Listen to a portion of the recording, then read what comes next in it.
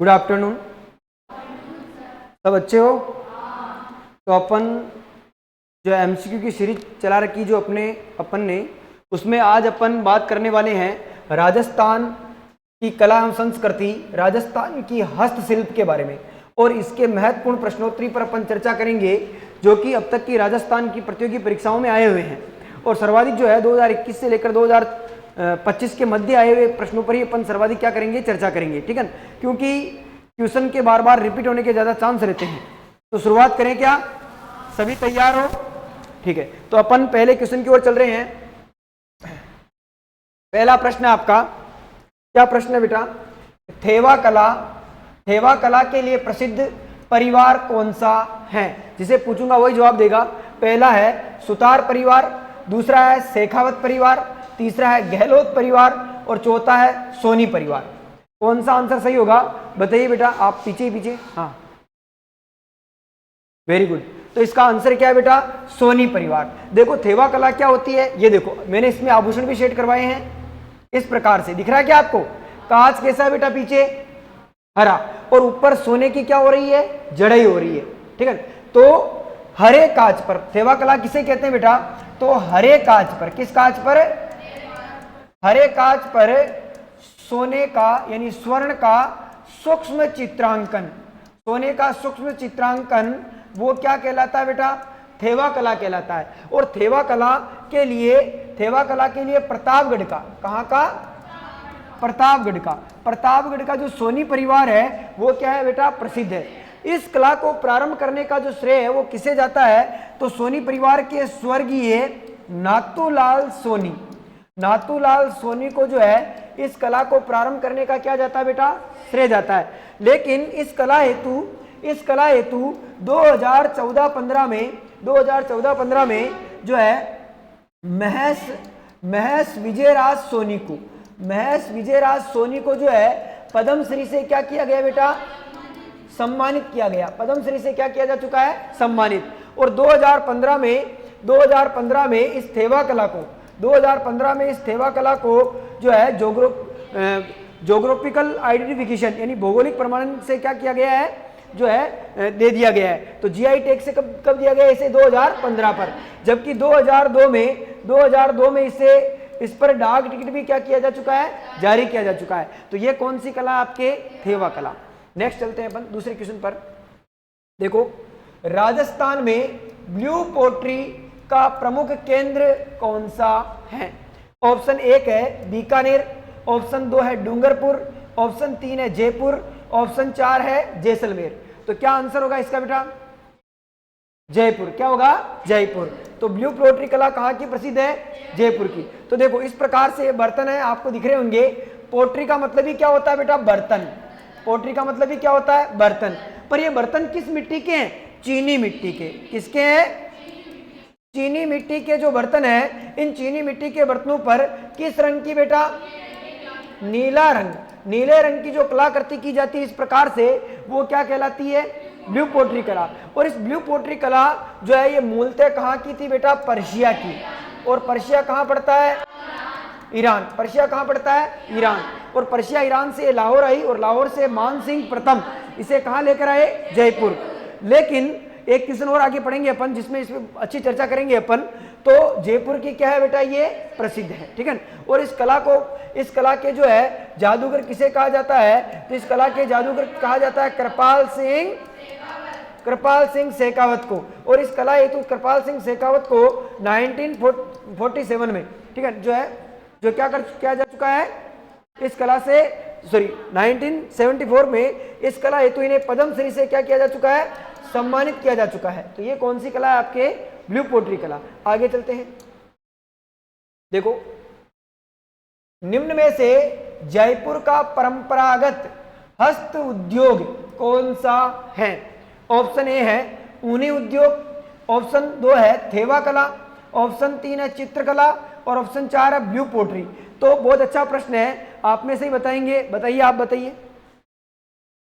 Blue pottery, very good. तो जयपुर का blue pottery का नाम आते ही हस्तकला उद्योग में प्रसिद्ध उद्योग कौन सा है? Blue pottery. हालांकि जयपुर की मीनाकारी भी प्रसिद्ध है, जयपुर की कुंदन कला भी प्रसिद्ध है, ठीक है ना, बहुत सारी कोप्तागिरी भी पसंद है, जो है प्रसिद्ध है। लेकिन मुख्यतः जो सबसे बड़ा जो हस्त उद्योग है वो कौन सा बेटा? ब्लू पोट्री, ठीक है ना। और ब्लू पोट्री कहाँ से ही क्या है सब मैंने बताया अभी आपको ना। आगे चलते हैं। ब्लू पोट्री का राजस्थान में किस शासक द्वारा लाया गया? देखो इसके ऑप्शन 1 है राम सिंह, ऑप्शन 2 है मान सिंह, ऑप्शन 3 है माधो सिंह और ऑप्शन 4 है भवानी सिंह। अपन ने जिस आधार पर पढ़ा है उसका इसका आंसर क्या होगा? मान सिंह। मुझे पता है आप लोग क्या आंसर करोगे? मान सिंह। मान सिंह भी सही है, मान सिंह प्रथम भी क्या है? सही है। और इसमें राम सिंह भी क्या है? सही है। क्यों सही है इसका रीजन बता रहा हूं मैं, ठीक है। अपन ने बात की थी, देखो यहां पर मैं विस्तृत चर्चा कर लेता हूं और, ठीक है। देखो ब्लू पोट्री कला, इस ब्लू पोट्री कला को ये मूलतः कहां की है बेटा? पर्शिया की। पर्शिया से मुगल शासक कहां लाए इसे? लाहौर। और लाहौर से पर्शिया ईरान से लाहौर लाया गया और लाहौर से मुगल शासक इसे कहां लेकर आए? लाहौर से मुगल शासक इसे लाहौर से दिल्ली लेकर आए। कहां लेकर आए? दिल्ली। पहले पर्शिया से लाहौर लाया गया, लाहौर से कहां लाया गया? दिल्ली। और दिल्ली में ये कला फली फूली, ठीक है, मुगल शासकों के काल में बड़ी फली फूली। लेकिन अपने जयपुर के जो एक शासक थे जिनका नाम था मान सिंह प्रथम। कौन से बेटा? मान सिंह प्रथम। समझे यहां पर, मान सिंह प्रथम का शासन समय क्या था? 1589 से 1614। तो मान सिंह जो है इस कला को कहां लेकर आते हैं बेटा? जयपुर लेकर आते हैं, जयपुर लेकर आते हैं। लेकिन इनके समय में यह कला इतनी फली फूली नहीं। लेकर तो कौन आए? मान सिंह प्रथम। लेकिन इनके समय में यह कला इतनी फली फूली नहीं। इसीलिए एक शासक हुए थे राम सिंह द्वितीय। और राम सिंह द्वितीय कच्छावा राजवंश में, आमेर के राजवंश में ऐसे शासक हुए जिन्होंने 1835 से लेकर 1888 तक क्या किया बेटा? शासन किया, ठीक है। और इनके समय में यह कला बड़ी फली फूली, ठीक है ना। ब्लू पोट्री कला का सर्वाधिक क्या हुआ था? विकास हुआ था, सर्वाधिक विकास हुआ था।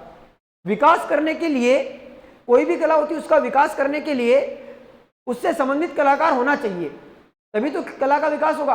तो इसीलिए इनके समय में इतनी विकसित क्यों हुई, इसके पीछे रीजन क्या था? तो राम सिंह ने क्या किया? राम सिंह स्वयं दिल्ली गए और दिल्ली में ब्लू पोट्री का एक प्रसिद्ध कलाकार था जिसका नाम था भोला। क्या नाम था बेटा? भोला। ये भोला ब्लू पोट्री का सबसे प्रसिद्ध कलाकार था। इस भोला से इन्होंने संपर्क किया और मुगल शासकों के दरबार में 2 चित्रकार थे, एक का नाम तो था चुंडाराम, एक का नाम क्या था? चुंडाराम, और एक का नाम था कालूराम। एक का नाम तो क्या था? चुंडाराम, और एक का नाम क्या था? कालूराम। इस चुंडाराम और कालूराम को ये ब्लू पोट्री कला सिखाई गई, किसके द्वारा? भोला के द्वारा। भोला के द्वारा इन दोनों को इस कला में प्रवीण किया गया और इन दोनों को प्रवीण करके, इन दोनों को जो है तैयार करके राम सिंह द्वितीय कहां पर लेकर आए? जयपुर लेकर आए। और जयपुर में अपने राम सिंह पढ़ा क्या? मैंने इनके बारे में पढ़ाया था। इन्होंने एक स्कूल की स्थापना की थी, Rajasthan school of arts. Rajasthan school of arts. In Rajasthan school of arts में चुंडाराम और कालूराम को क्या दिया इन्होंने? आश्रय। और यहां पर इनके नेतृत्व में कौन सी कला के चित्र बनवाए थे इन्होंने? ब्लू पोट्री के चित्र बनवाए थे। इसीलिए इनके समय में सर्वाधिक ये कला क्या हो गई? विकसित हो गई। इसीलिए मान सिंह से भी ज्यादा किसको महत्व दिया जाता है? राम सिंह को। तो आप ध्यान रखें, वेरी वेरी इंपॉर्टेंट प्रश्न, जो भी ऑनलाइन में देख रहे हैं वो विद्यार्थी भी सुन लेंगे, बड़ा अच्छा क्वेश्चन है और वेरी वेरी इंपॉर्टेंट क्वेश्चन है। अगर प्रश्न ऐसा आ जाए आपके कि ब्लू पोट्री को राजस्थान में किस शासक द्वारा लाया गया, तो अगर ऑप्शन में मान सिंह और राम सिंह दोनों है तो आप किसको सही करेंगे? राम सिंह द्वितीय को। राम सिंह प्रथम नहीं, राम सिंह द्वितीय। राम सिंह प्रथम तो पितृहंता था, जिसने अपने पिता मिर्जा राजा जयसिंह की क्या कर दी थी, हत्या।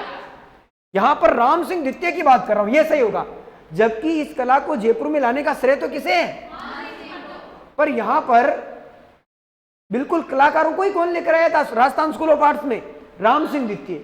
इसीलिए अपन सही किसको मानेंगे बेटा, राम सिंह द्वितीय को। समझ में आया क्या?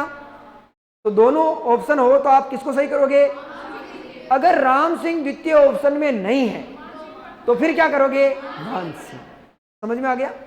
ऑप्शन के अकॉर्डिंग क्या देना आपको, आंसर। आगे चले, एक और प्रश्न है, ब्लू पोट्री से संबंधित किस व्यक्ति को पद्मश्री से सम्मानित किया गया है? तो ऑप्शन ए है कृपाल सिंह रावत, ऑप्शन 2 है कृपाल सिंह कुमावत, ऑप्शन 3 है कृपाल सिंह शेखावत और ऑप्शन 4 है किशन सिंह शेखावत। बहुत अच्छा प्रश्न है, ठीक है। यहां पर एक जैसे नाम दे दिए, क्योंकि अपन कई बार याद करते तब ये सोचकर छोड़ देते हैं कि कृपाल सिंह हो यार, पर ये कृपाल सिंह था कौन? ये रावत था कि कुमावत था कि शेखावत था कि कौन था? तो ये कौन था, शेखावत। तो कृपाल सिंह शेखावत को जो है ब्लू पोट्री का क्या कहा जाता है, जादूगर कहा जाता है। और इन्हें 1974 में, कब, 1974 में जो है इन्हें पद्मश्री पुरस्कार से क्या किया गया है, सम्मानित किया जा चुका है। हालांकि आप देखना, मैंने आपको थ्योरी लिखाई थी उस समय 1976 करवा दिया था, ठीक है, तो आप एक बार उसे देख लेना। तो 1974 में इन्हें किससे सम्मानित किया गया था, तो 1974 में कृपाल सिंह शेखावत को पद्मश्री पुरस्कार से क्या किया गया, सम्मानित। आगे चलिए, नेक्स्ट प्रश्न है, किस जिले की ब्लैक पोट्री फूलदानों, प्लेटों और मटकों के लिए प्रसिद्ध है? बहुत अच्छा प्रश्न है, ठीक है। जैसलमेर, अलवर, कोटा और बीकानेर। तो ये देखिए, आप ब्लैक पोट्री पढ़ाई क्या मैंने आपको, मैंने बताया था ब्लैक पोट्री कौन से बर्तन होते हैं, चीनी मिट्टी के बर्तन ही होते हैं, पर उन पर कलर किसका होता है, ब्लैक कलर, इसीलिए इसे क्या कहा जाता है, ब्लैक पोट्री। ऐसे देखिए गुलदस्ते देखे क्या आपने, ऐसे बड़े बड़े हैं, आपने घर तो नो टीवी में देखा हुई मेड़ा महा फुल डोल का, तो वहां पर आपने देखे होंगे, ठीक है ना। हमारे घर तो नहीं है ऐसे, इसीलिए मैं बता रहा हूं। तो ऐसे जो है ऐसे फूलदान होते हैं जिसमें फूल लगाकर अपने घरों में क्या किए जाते हैं, सजाए जाते हैं। तो जो है इसे ब्लैक पोट्री कहते हैं। ये कहाँ की प्रसिद्ध है बेटा, कोटा की। लेकिन एक और पोट्री है, कागज पोट्री, और कागज पोट्री अलवर की प्रसिद्ध है। इसमें क्या किया जाता है, इसमें कागज पर नहीं, इसमें पतले बर्तनों पर, स्टील या पीतल के पतले बर्तनों पर क्या की जाती है, चित्रकारी। उसे क्या कहते हैं, कागज पोट्री कहते हैं, अलवर की प्रसिद्ध है। आगे चलेंगे, देखो, कपड़े पर मोम की परत चढ़ाकर चित्र बनाने को क्या कहते हैं? ऑप्शन ए है वार्तिक कला, ऑप्शन 2 है मोलेला कला, ऑप्शन 3 है पान्ने और ऑप्शन 4 है फड़। कौन सी कला बेटा, वार्तिक।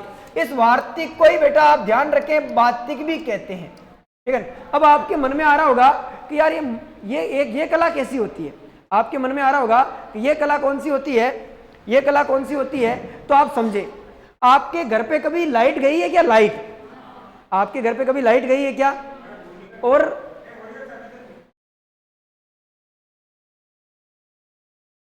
आपके घर पे कभी लाइट गई हो तो आपने देखा होगा, आपने मोमबत्ती लगाई क्या, मोमबत्ती। और आजकल तो मोमबत्तियां बड़ी डिजाइन वाली आती है क्या, अरे बर्थडे पे लाते होंगे ना, ठीक है। तो उसके अंदर क्या होता, धागा होता ना, सूती कपड़े का धागा होता क्या, उस धागे के चारों ओर क्या होती है, मोम होती है। क्या होती है, मोम, ठीक है।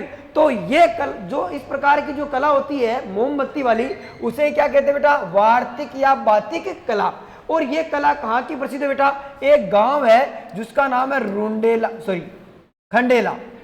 कौन सा गांव है, खंडेला। और खंडेला गांव कहाँ पड़ता है, सीकर। इस खंडेला गांव के उमेश चंद्र शर्मा, कौन से, अगर आपको नहीं पढ़ा है तो आप इसको ऐड कर सकते हैं, उमेश चंद्र शर्मा जो है इस कला के क्या हुए हैं बेटा, प्रसिद्ध कलाकार हुए हैं, ठीक है। तो कपड़े पर मोम की परत चढ़ाकर चित्र बनाने को क्या कहते हैं, तो वार्तिक या बातिक कला कहते हैं, जो कि खंडेला गांव सीकर की प्रसिद्ध है। और उमेश चंद्र शर्मा इसके प्रसिद्ध क्या है, कलाकार है। तो समझ में आ गया क्या? आगे चलें क्या? हाँ पहले उतार लो फटाफट से।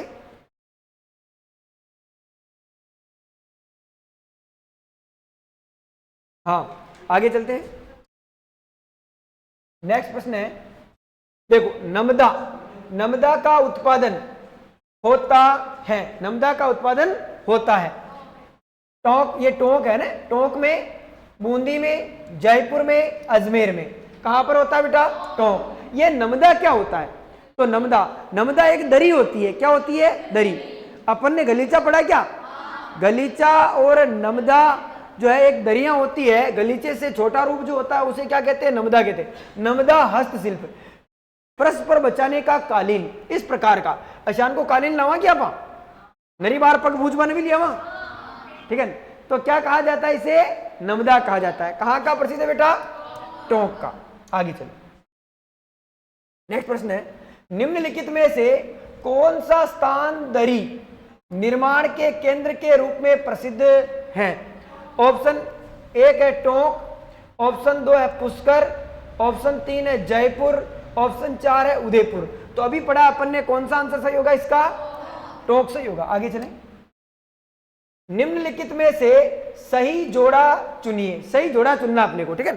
तो डोरिया साड़ी कहां, सांगानेर की है क्या है? ये तो कोटा की है। कहां की है?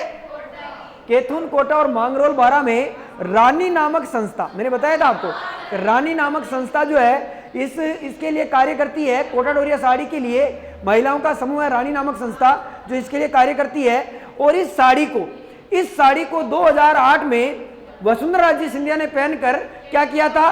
केटवॉक। ऐसे से चली थी है ना, ऐसे से, पता है क्या आपको? बताया था मैंने। तो केटवॉक किया था, उसे क्या कहते हैं? कोटा डोरिया साड़ी।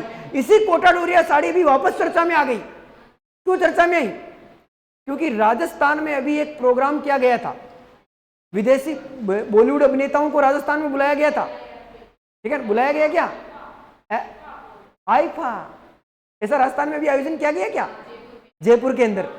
इस आयोजन में अभी हाल ही में हुआ है, इसी आयोजन में, आईफा आयोजन में जो है, अपने राजस्थान की उप मुख्यमंत्री दिया कुमारी, और उन्हें अपने वक्तव्य में, अपने जो है भाषण में ये बात भी कही थी कि आज देखो मैंने कोटा डोरिया साड़ी पहनी है, ठीक है ना। तो अभी चर्चा में आ गई वापस। तो एक तो कोटा की और एक केथुन कोटा की, एक मांगरोल बारा की, ठीक है ना। ये क्या है? प्रसिद्ध है।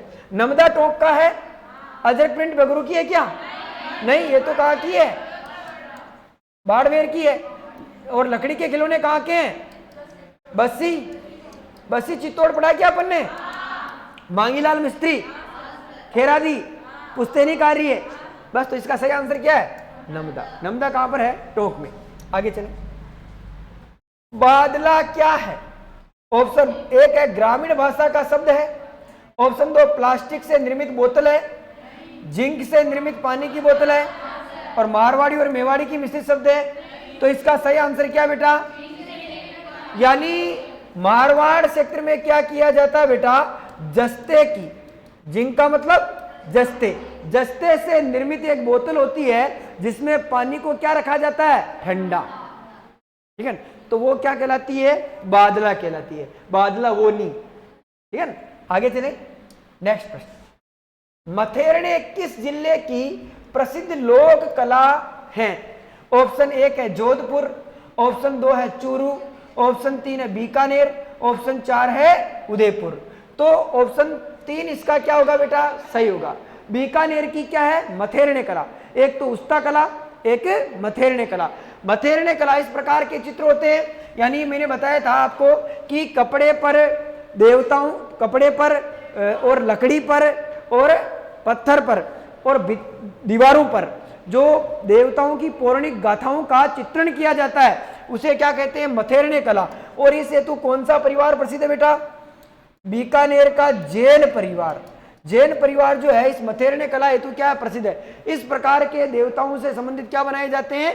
चित्र बनाए जाते हैं। समझ में आ गया? आगे चलें, उस्ताद कहलाने वाले चित्रकारों ने भित्ति चित्र किस नगर में बनाए? ठीक है, ऑप्शन ए है, 1 है चूरू, ऑप्शन 2 में है अजमेर, ऑप्शन 3 है जोधपुर, ऑप्शन 4 है बीकानेर। बीकानेर, ठीक है। कौन सा आंसर होगा? बीकानेर। अभी मैंने बताया था आपको कि देखो एक कला है उस्ता कला और एक मथेरणे कला।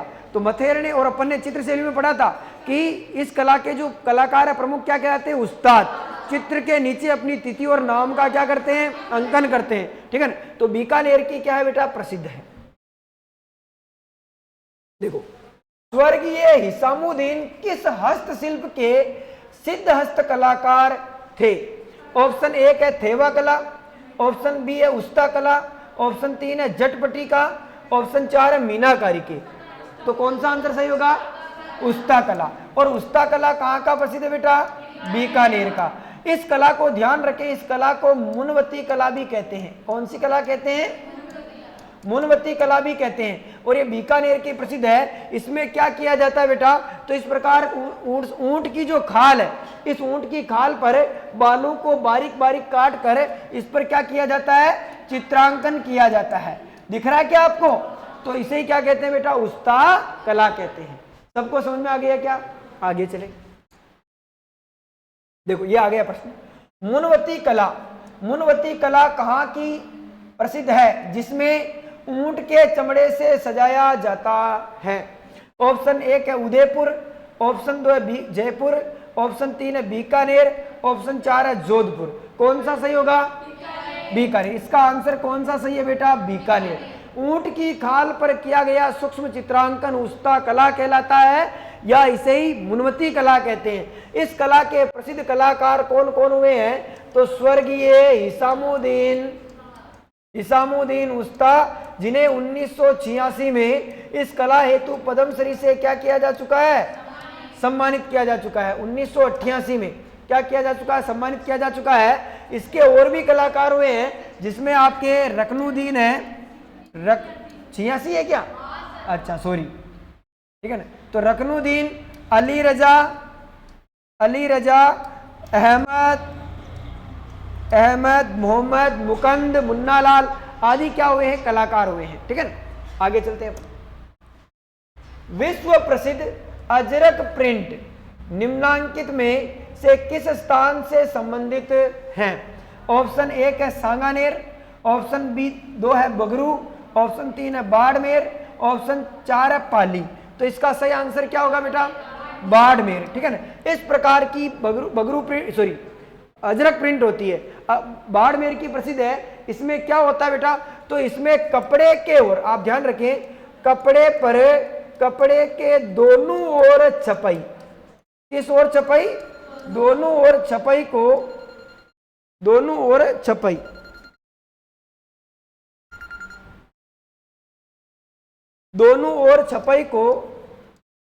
ओर छपाई को क्या कहा जाता है? अजरक प्रिंट कहा जाता है। और अजरक प्रिंट बाड़मेर की प्रसिद्ध है, जिसमें कौन सा? एक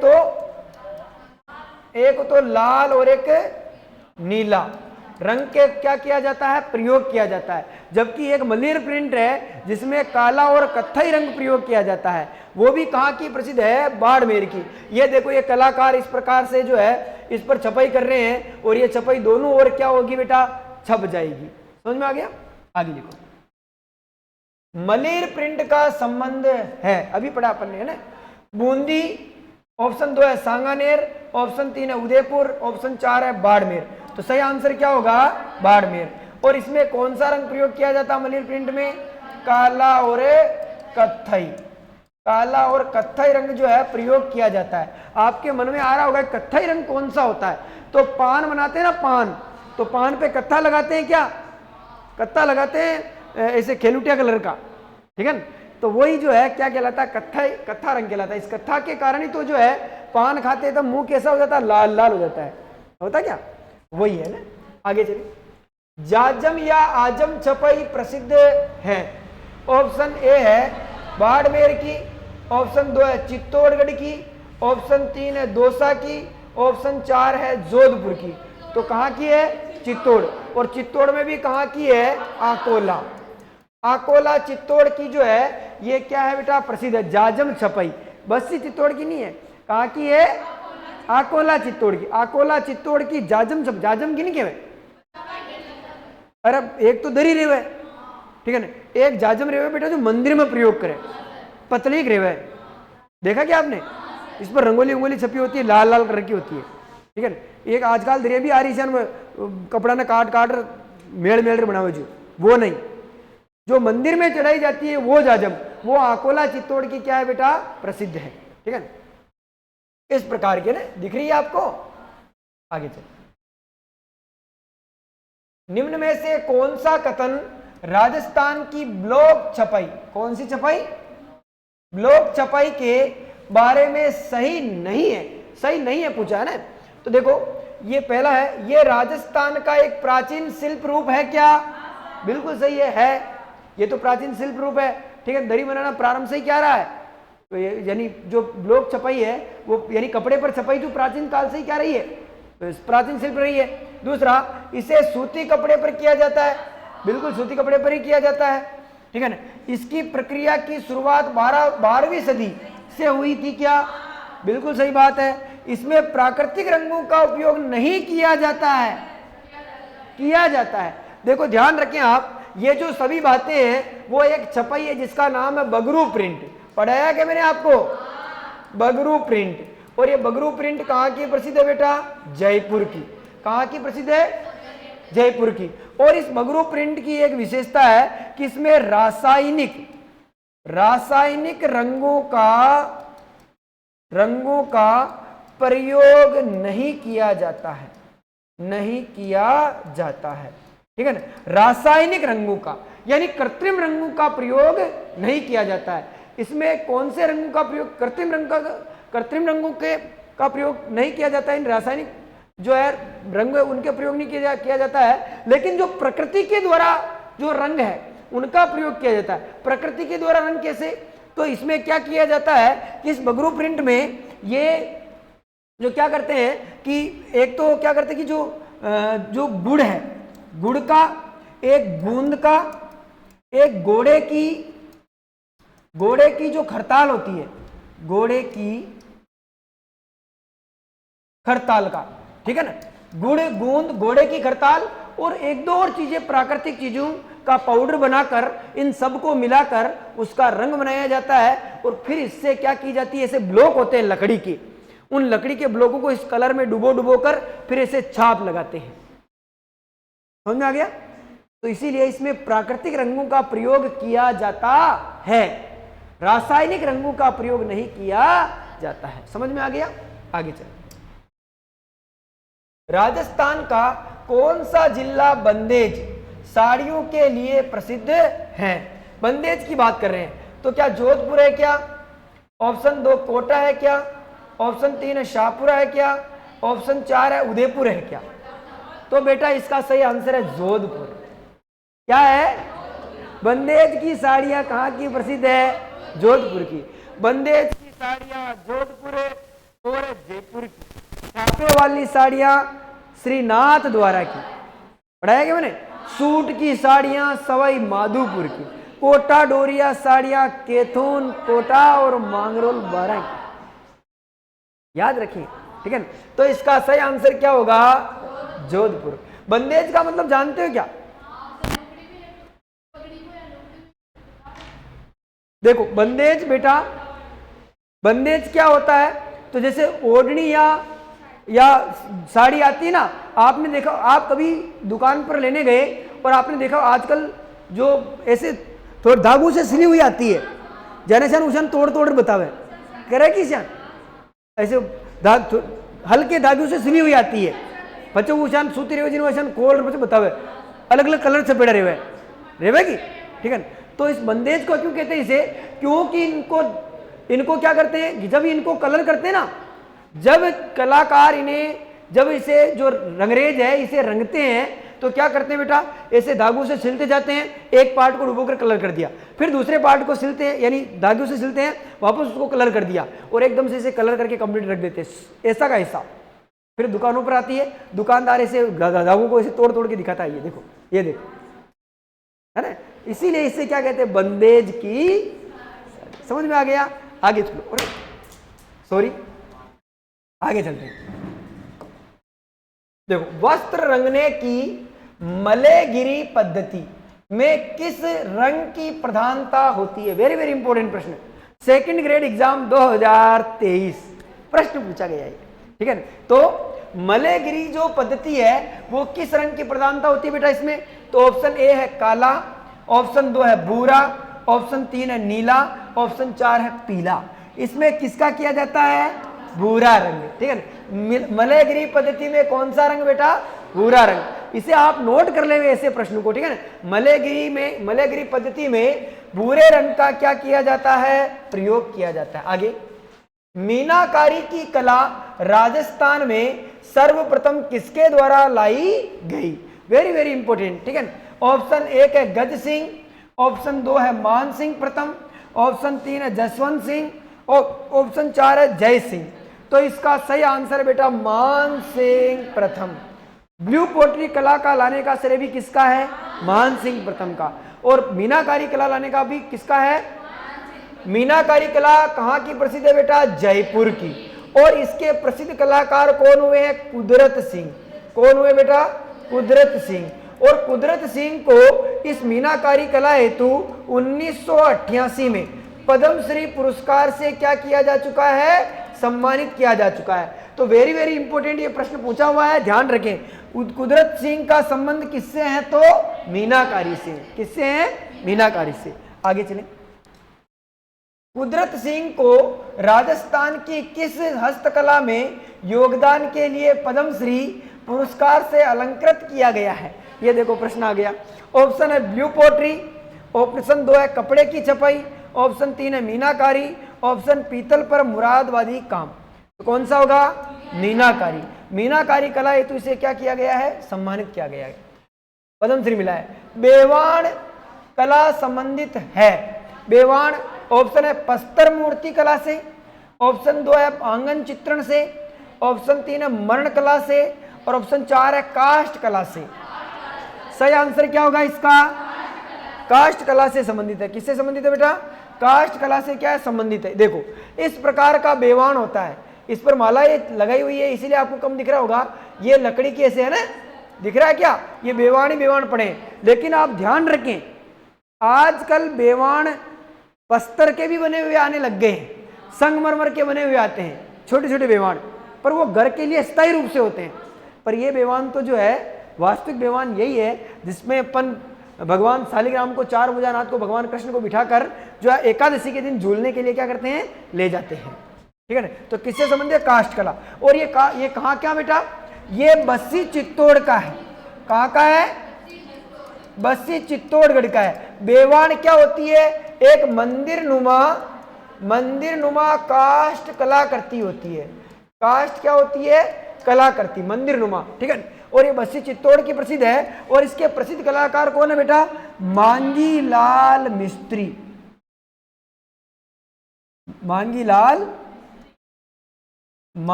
मांगीलाल मिस्त्री इसके लिए क्या है बेटा?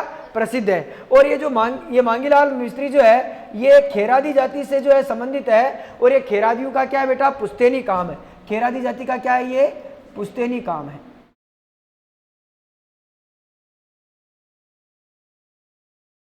जाति का पुश्तैनी काम। आगे, दाबू प्रिंट के लिए प्रसिद्ध है। ऑप्शन है गांव आकोला, गांव मोलेला, प्रतापगढ़ और हरजी गांव। Akola very very important BSTC exam 2024 का प्रश्न है बेटा ये। तो ये आकोला गांव कहाँ पड़ता है? चित्तौड़गढ़ का प्रसिद्ध है। आकोला चित्तौड़ की ये क्या है बेटा? दाबू प्रिंट क्या है? प्रसिद्ध है। ये इस प्रकार से देखो ऐसे दाब लगा कर क्या किए जाते हैं? दाबू प्रिंट को क्या कहते हैं? ठप्पा प्रिंट भी कहते हैं, ठीक है ना। तो आप ध्यान रखें कहाँ की प्रसिद्ध है? आकोला गांव चित्तौड़ की। आगे चले, लास्ट प्रश्न है कठपुतलियों का निर्माण मुख्य रूप से होता है। ऑप्शन है उदयपुर, मुख्य रूप से होता है उदयपुर, ऑप्शन 2 जोधपुर, ऑप्शन 3 है फलोदी, ऑप्शन 4 है दौसा। कौन सा है? उदयपुर। उदयपुर क्या है बेटा? इसके लिए प्रसिद्ध है, ठीक है। देखो एक बार देखो, कठपुतली नाटिका रामायण का मंचन, इस प्रकार से कठपुतलियां हैं। इसमें क्या होता है बेटा? बरुड़ की लकड़ी होती है। उस बरुड़ की लकड़ी से, किस लकड़ी से? बरुड़ की लकड़ी से। बरुड़ की लकड़ी से क्या बनाई जाती है? कठपुतलियां। कठपुतली बनाई जाती है और इन कठपुतलियों को धागों की सहायता से एक कलाकार अपने हाथों में पहनता है और इसे पर्दे पर, वो तो इसे पर्दे के पीछे खड़ा रहता है और इस प्रकार से ऊपर से ऐसे हाथों की कलाकारी से इनको बात करवाता है और जो लघु नाटिकाएं होती है उनका क्या करवाता है, मंचन करवाता है। इसके लिए उदयपुर का लोक कला मंडल, कौन सा मंडल बेटा, लोक कला मंडल कहां पर है, तो उदयपुर में। लोक कला मंडल जो है 1952 में स्थापित है और इसके प्रसिद्ध कलाकार कौन हुए हैं, तो इसके प्रसिद्ध कलाकार हुए देवीलाल सामर, जो कि कठपुतलियों के लिए क्या है बेटा, प्रसिद्ध है। ठीक है, इस लोक कला मंडल उदयपुर की बात करूं मैं, तो लोक कला मंडल उदयपुर ने 1965 में रोमानिया देश में कठपुतली कला का एक भव्य आयोजन हुआ था 1965 में, जिसमें लोक कला मंडल उदयपुर ने भाग लिया और पूरे विश्व पटल पर ये प्रथम नाटिका का मंचन कर प्रथम स्थान पर आए थे। तब से लेकर जो है ये कला बड़ी प्रसिद्ध हो गई है। ठीक है, पर वर्तमान में ये कला क्या होती जा रही है, लुप्त होती जा रही है। इसीलिए इस कला को संरक्षण देने के लिए लोक कला मंडल उदयपुर की क्या की गई है, स्थापना, और इसके प्रसिद्ध कलाकार कौन हुए हैं, देवीलाल सामर। समझ में आ गया क्या? तो यहाँ पर ये आपके आज के 27 क्वेश्चन क्या हो जाते हैं, समाप्त हो जाते हैं। अपन कल एक और नए टॉपिक पर चर्चा करेंगे। आज के लिए धन्यवाद। जय हिंद, जय भारत।